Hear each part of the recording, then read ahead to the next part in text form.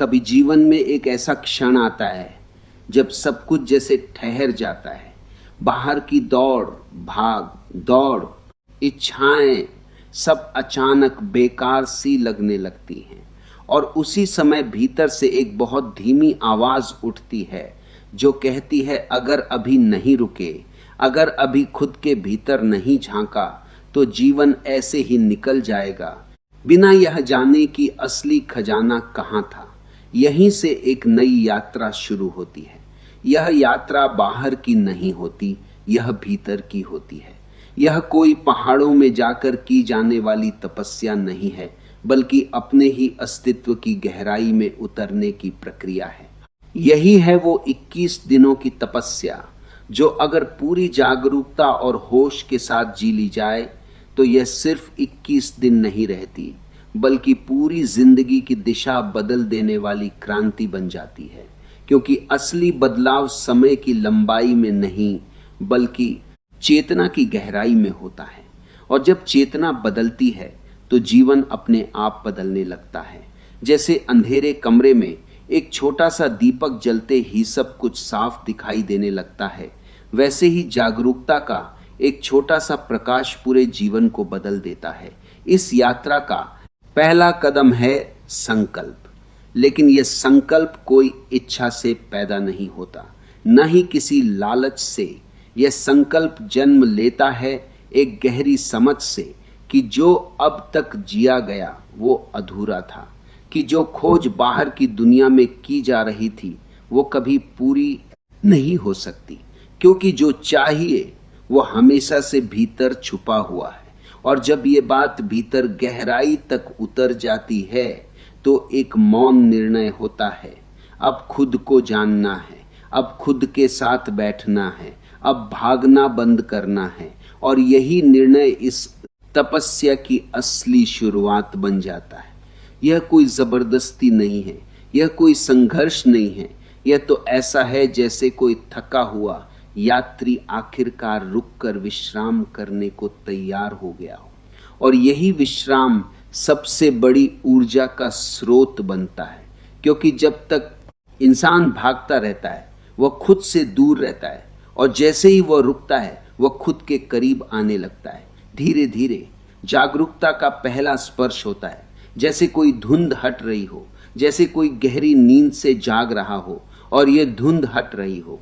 जागरूकता किसी प्रयास से नहीं आती, यह सिर्फ देखने से आती है। सिर्फ देखने से, बिना जजमेंट के, बिना कुछ बदलने की कोशिश के। जो है उसे वैसे ही देखने से। और जैसे ही यह देखने की कला आती है जीवन बदलना शुरू हो जाता है।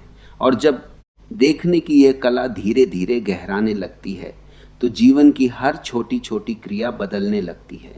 अब चलना भी सिर्फ चलना नहीं रहता, वह एक ध्यान बन जाता है। सांस लेना भी साधारण नहीं रहता, वह एक गहरा अनुभव बन जाता है। हर छोटी चीज में एक नई गहराई आने लगती है, जैसे जीवन पहली बार सच में जिया जा रहा हो। धीरे धीरे यह साफ होने लगता है कि असली समस्या बाहर कभी थी ही नहीं। समस्या तो बस इतनी थी कि अब तक सब कुछ बिना होश के किया जा रहा था, और यही बेहोशी दुख का असली कारण थी। फिर ध्यान शरीर की ओर जाता है, क्योंकि शरीर ही वह द्वार है जिससे भीतर की यात्रा शुरू होती है। इस तपस्या में शरीर को दबाना नहीं है, उसे समझना है, उसे महसूस करना है, उसकी हर संवेदना को ध्यान से सुनना है, जैसे कोई अपने सबसे प्रिय व्यक्ति को सुनता है।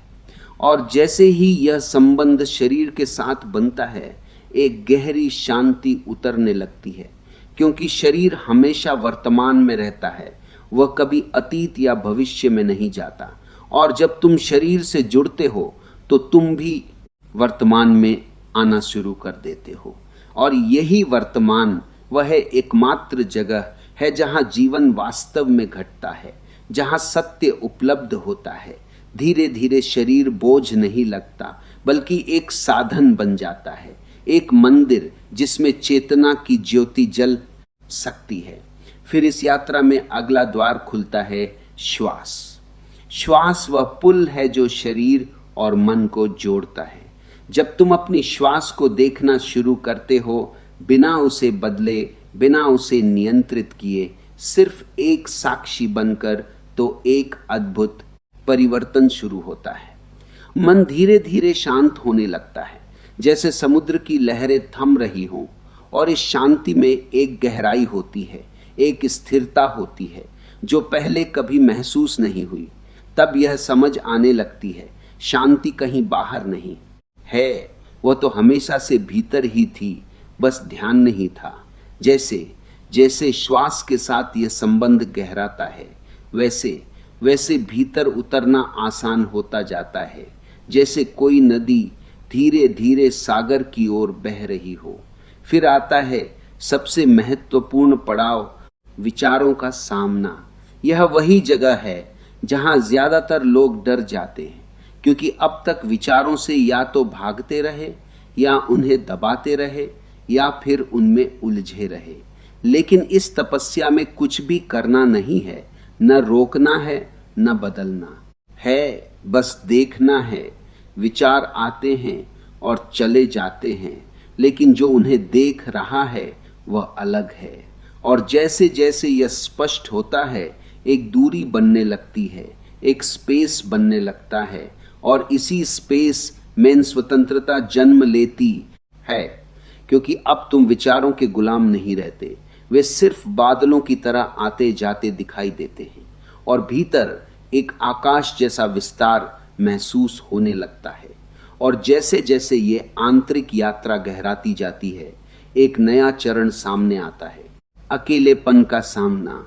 यह वह जगह है जहां बहुत लोग रुक जाते हैं या वापस भाग जाते हैं, क्योंकि अकेलापन शुरू में खालीपन जैसा लगता है, जैसे भीतर कुछ नहीं है, जैसे सब छिन गया हो।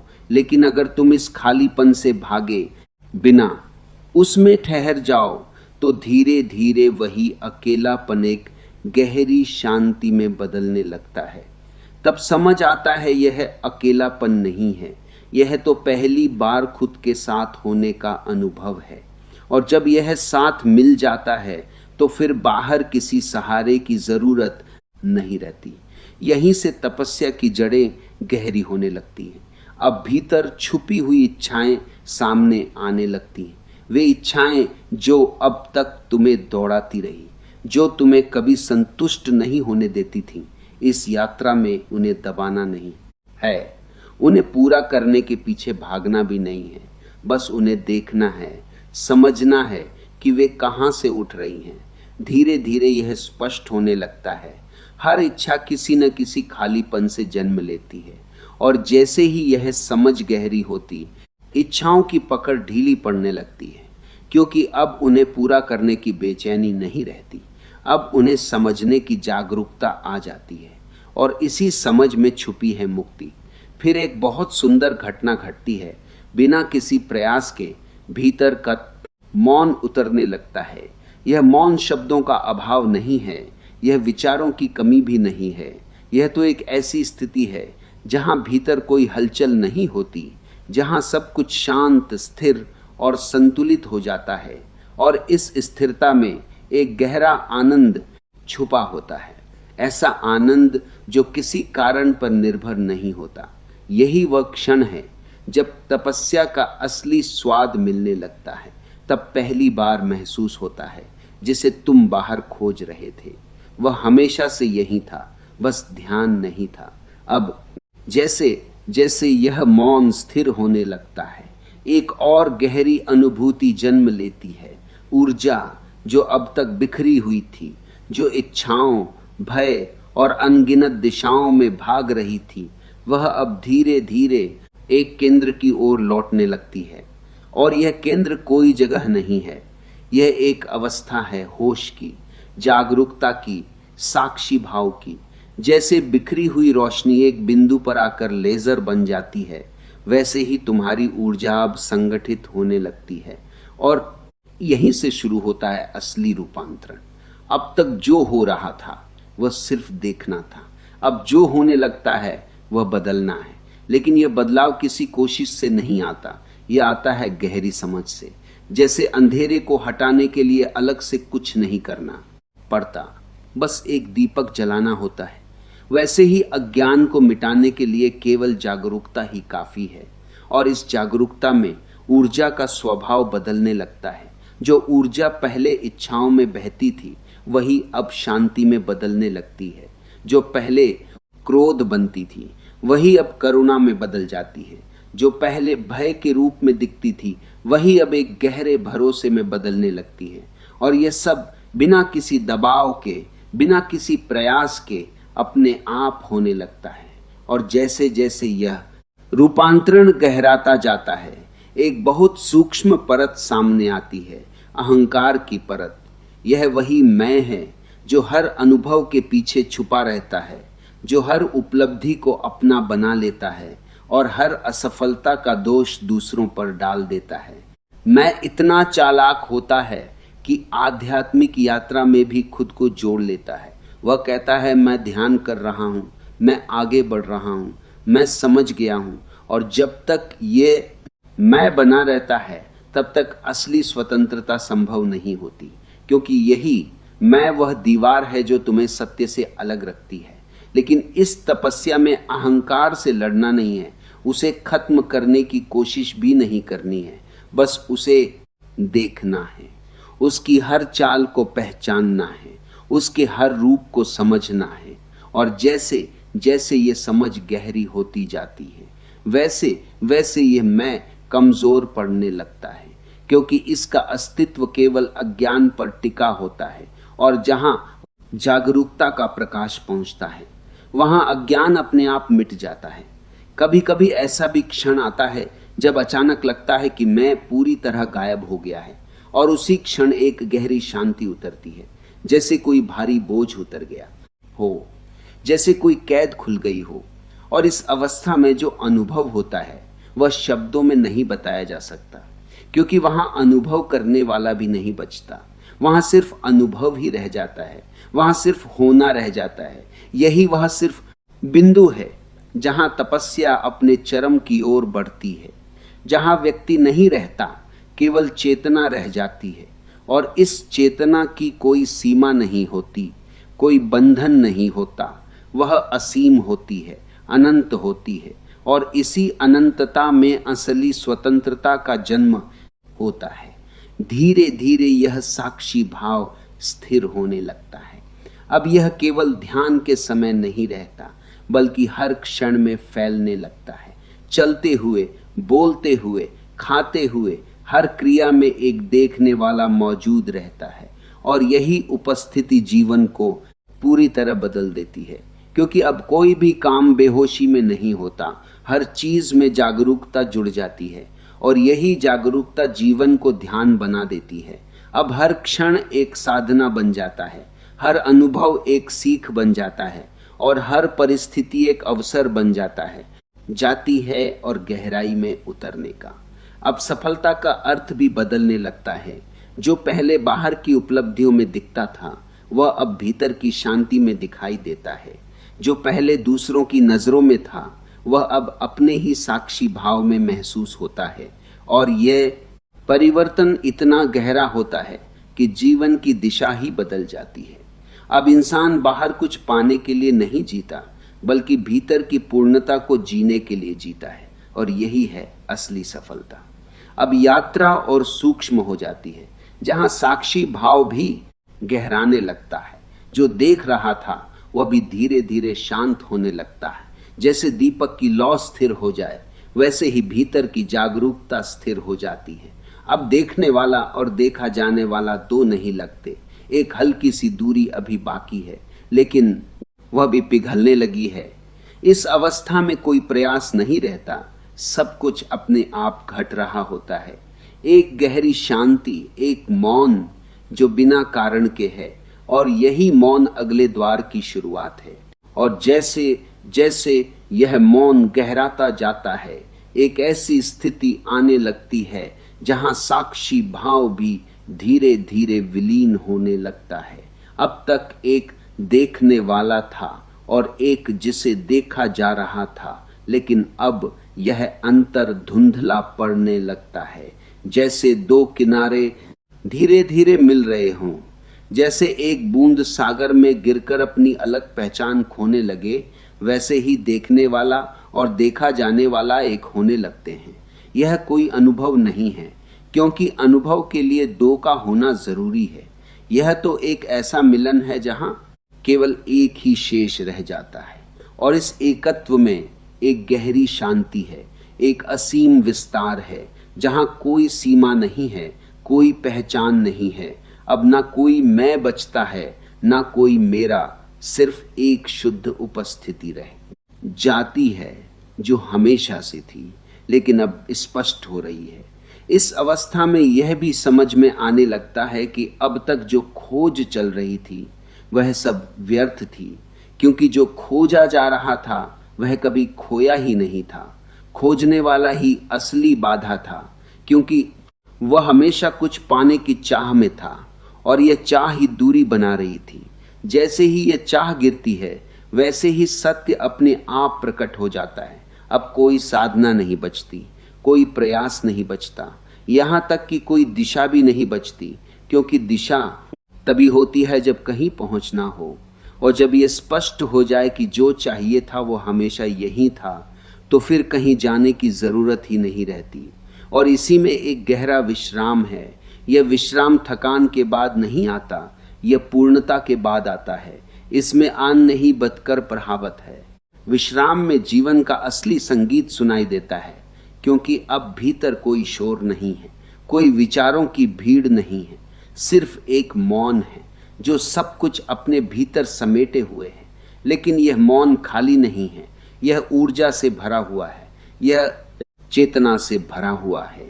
और इसी मौन में हर प्रश्न का उत्तर अपने आप मिल जाता है, बिना पूछे, बिना खोजे। धीरे धीरे यह अनुभव जीवन के हर हिस्से में उतरने लगता है। अब यह केवल ध्यान तक सीमित नहीं रहता, बल्कि हर क्रिया में फैल जाता है। चलते हुए, बोलते हुए, काम करते हुए, हर जगह वही मौन, वही शांति। और यह मौन किसी रुकावट की तरह नहीं होता, बल्कि हर क्रिया को और सहज बना देता है। अब जीवन किसी लक्ष्य की ओर दौड़ नहीं रहा, बल्कि हर क्षण में पूर्ण हो रहा है, हर क्षण में संपूर्ण हो रहा है। अब जीवन में एक बिल्कुल नया आयाम खुलने लगता है, जहां हर क्रिया किसी कमी को पूरा करने के लिए नहीं, बल्कि भीतर की पूर्णता को व्यक्त करने के लिए होने लगती है। पहले जो भी किया जाता था उसमें कहीं न कहीं एक खालीपन छुपा होता था, कुछ पाने की चाह होती थी। लेकिन अब जो भी हो रहा है वह उस पूर्णता से बह रहा है जो भीतर अनुभव हो रही है। और यही सबसे बड़ा परिवर्तन है। अब जीवन किसी लक्ष्य की ओर नहीं दौड़ता है रहा, बल्कि हर क्षण में खिल रहा है, हर क्षण में पूर्ण हो रहा है। अब सफलता का अर्थ भी पूरी तरह बदल चुका है। सफलता अब कोई उपलब्धि नहीं है, कोई पद, पैसा या पहचान नहीं है। सफलता अब एक अवस्था है, एक ऐसी स्थिति जहां भीतर कोई संघर्ष नहीं है, कोई द्वंद्व नहीं है, सिर्फ शांति है, संतोष है और एक गहरा संतुलन है। इस अवस्था में यह स्पष्ट हो जाता है कि जो 21 दिन की तपस्या थी वह केवल एक शुरुआत थी, एक द्वार थी। असली यात्रा तो अनंत है, क्योंकि चेतना की कोई सीमा नहीं होती। वह हर क्षण और गहराई में जा सकती है, हर क्षण और विस्तार पा सकती है। और यही जीवन का असली सौंदर्य है कि जिनता इसमें कोई अंतिम मंजिल नहीं है, सिर्फ एक निरंतर विस्तार है, एक निरंतर गहराई है। अब जीवन को बदलने की कोशिश भी खत्म हो जाती है, क्योंकि ये समझ आ जाती है कि बदलने की कोशिश में ही सबसे बड़ा तनाव छुपा था। जब हम बदलना चाहते हैं तो हम वर्तमान को अस्वीकार कर रहे होते हैं, और यही अस्वीकार ही पीड़ा का कारण है। लेकिन जैसे ही यह स्वीकृति आ जाती है कि जो है वही पर्याप्त है, वैसे ही एक गहरी सहजता जन्म लेती है, और इसी सहजता में जीवन अपने आप बदलने लगता है। बिना किसी प्रयास के, बिना किसी दबाव के अब हर क्षण एक उत्सव बन जाता है, क्योंकि अब कोई अपेक्षा नहीं है, कोई मांग नहीं है, सिर्फ एक कृतज्ञता है, एक आभार है कि जीवन है, कि चेतना है, कि अनुभव हो रहा है। और इसी आभार में एक गहरा आनंद छुपा होता है, ऐसा आनंद जो किसी कारण पर निर्भर नहीं होता, जो अपने आप में पूर्ण होता है। धीरे धीरे यह समझ और गहराती है कि तपस्या का अर्थ कभी भी कठोरता नहीं था, नहीं संघर्ष। तपस्या का असली अर्थ था हर क्षण में जागरूक रहना, हर क्षण में होश बनाए रखना।